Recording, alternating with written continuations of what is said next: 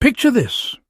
You step into a beautiful old 19th century house on a crisp winter day. The air is tinged with a sense of history, and every detail tells a story.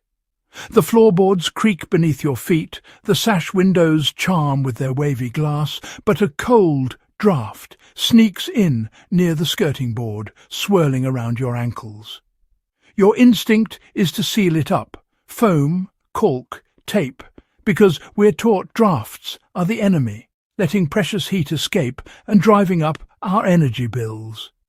We spend on double glazing, insulation and airtight membranes, all in pursuit of thermal efficiency and modern comfort, hoping to make our homes as snug as possible. But in our rush to seal every gap, we might be missing a crucial lesson from the past, one that's easy to overlook in our quest for warmth. That draft isn't always a flaw. It's a feature.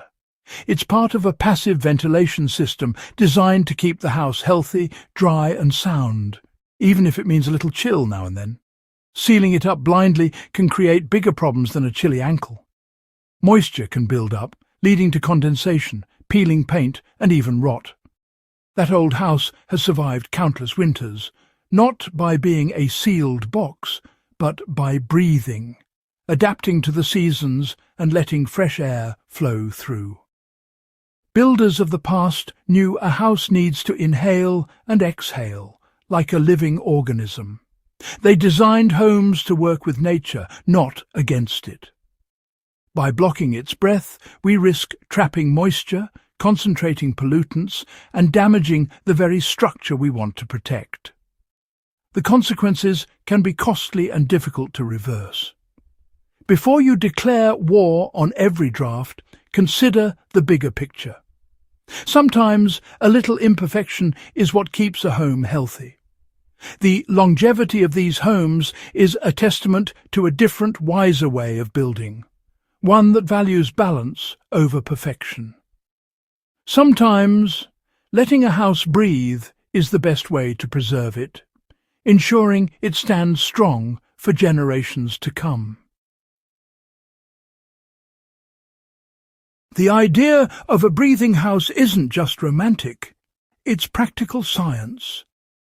19th century builders knew moisture was the real enemy, causing rot, decay and unhealthy living. Their goal was to keep homes dry, not just warm, by allowing air and water vapour to move through the structure. Unlike today's impermeable barriers, Victorians managed moisture by letting walls absorb and release it. This gentle airflow prevented condensation, mould and musty smells. The house was always exhaling excess humidity, maintaining a healthy environment. They built with materials and techniques that worked with nature, not against it. This forgotten wisdom is key as we face the consequences of our sealed box designs. The fireplace was truly the heart of the breathing house, a centerpiece that shaped daily life and comfort. It wasn't just for warmth, it powered the home's entire ventilation system, drawing fresh air in and expelling stale air and smoke up the chimney. Lighting a fire created the stack effect. Hot air rose rapidly, pulling cool, fresh air through every gap, crack and crevice in the walls and floors. Even when unlit, the chimney acted like a gentle pump, quietly drawing air and keeping the house naturally ventilated. This constant air change whisked away moisture, odours and airborne pathogens, helping to keep the home healthier and more comfortable. A typical open fire could change the air in a room several times an hour, ensuring a steady supply of oxygen and fresh air. Multiple fireplaces meant massive airflow throughout the house, with each room benefiting from this natural circulation. Blocking chimneys or fireplaces without providing alternative ventilation suffocates the house, trapping moisture and stale air inside. The draft you feel is the house breathing, essential not accidental. It's a sign of healthy airflow, not a flaw. Sealing it off can do real harm, disrupting the delicate balance that kept these old homes dry, fresh, and alive. The genius of old houses extended to their materials, which were chosen with care and a deep understanding of how buildings breathe and age. Victorian builders used lime-based mortars and plasters, which are vapour-permeable and flexible, allowing buildings to move and settle over time without cracking.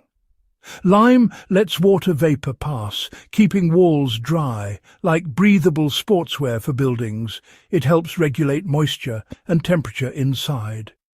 Bricks, too, absorb and release moisture, buffering humidity and protecting interiors from sudden changes in weather. This natural system only works if walls can breathe freely, without barriers that trap moisture inside. Covering old brick with modern, non-breathable paints or cement traps moisture, causing damp and decay that can spread unseen. Many damp problems in old houses come from trapped condensation, not rising damp, and are made worse by modern interventions. The original system managed moisture effortlessly. Modern materials often break it, leading to costly repairs and loss of character. Peeling paint, mould and musty smells are symptoms of suffocated walls, warning signs that the building can no longer breathe. Restoring breathability is often the real solution, allowing the house to recover and thrive for generations to come. Understanding these traditional materials is key to a healthy, lasting home that stands the test of time. 19th century people actively managed their indoor air. Airing the house was a daily ritual. Windows and doors flung open even in winter to flush out stale air. This air purging reduced moisture, odours and disease risk. Sash windows were designed for effective convection-cool air in below, warm air out above. Ventilation was a health strategy, not just a comfort. Manuals stressed fresh air as essential, especially in bedrooms and sick rooms. A stuffy house was considered unhealthy, a lesson we're relearning today. How do you know if your house breathes? Try the hearth test. Close windows and doors, turn off fans, and light an incense stick near the fireplace. If smoke is drawn up the chimney, your house is breathing. If it spills back, your home may be too sealed. Crack a window and try again. If smoke clears, you need more passive ventilation. A house that fails the hearth test is prone to poor air quality and damp. Even modern extractor fans can struggle in a starved house. Understanding airflow is the first step to a healthier home. If your home is starved of air, don't panic. There are modern solutions. Install a dedicated fresh air intake, a controlled, modern version of Victorian gaps and cracks. For fireplaces or stoves, use a direct air supply from outside to feed combustion. For overall ventilation, add trickle vents to windows or wall-mounted passive air inlets. These allow a gentle, continuous flow of fresh air without drafts. Place vents strategically to create cross-flow through living spaces. The goal isn't a gale, but a subtle, constant air change. Controlled intake lets chimneys and fans exhale moisture and pollutants. You restore the house's natural breathing cycle, efficient and healthy. Modern comfort meets historic wisdom. Breathability isn't just about airflow. It's about wall finishes too. Modern, non-breathable paints and wallpapers trap moisture, causing damp and decay. Strip back impermeable layers and use breathable finishes like lime wash or mineral paints. These allow walls to absorb and release moisture, preventing problems. For repairs, choose lime or clay plasters, not gypsum. Breathable finishes create a healthier, more comfortable home. You're working with the building, not against it. Restore your wall's natural function for long-term health. The 19th century winter air rule, constant gentle ventilation, wasn't primitive but wise. Managing moisture, not just heat, kept homes healthy and durable.